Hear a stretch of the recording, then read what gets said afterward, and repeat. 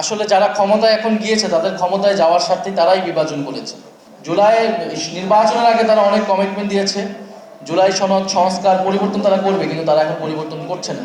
এই প্রতিশ্রুতি ভঙ্গকারীদেরকে আপনারা চিনে রাখুন। আমাদের এই ৭২-এর সংবিধান কিভাবে দেশকে শুরু থেকেই বিভাজিত করে রেখেছিল। তারা সাম্প্রদায়িকতার নামে তারা জাতিতে বিভাজন করেছে, ধর্মে বিভাজন করেছে। সমাজ এজন্য বিভাজিত হয়েছিল স্বাধীনতার পর থেকে।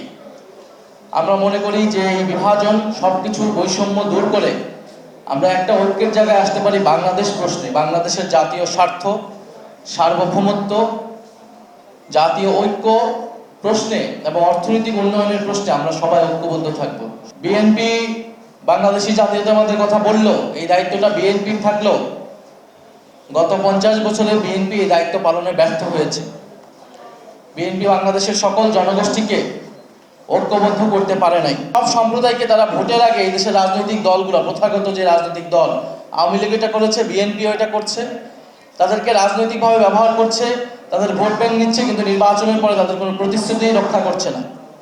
ফলে আমরা বলবো যে এই প্রতিশ্রুতি ভঙ্গকারীদেরকে আপনারা চিনে রাখুন, এবং জাতীয় নাগরিক পার্টি এনসিপি আপনাদের কাছে প্রতিশ্রুতি, শুধু মৌখিকভাবে প্রতিশ্রুতি, আমরা কাজের মাধ্যমে এটা প্রমাণ করব।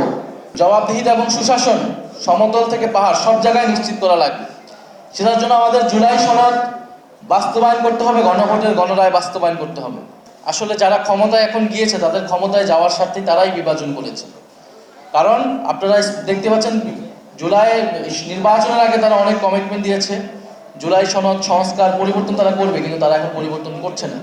ফলে আমরা মনে করি যে বিভাজন, সেই বিভাজনের জন্য বর্তমান সরকার এবং যারা ক্ষমতা আছে তারাই। ধন্যবাদ।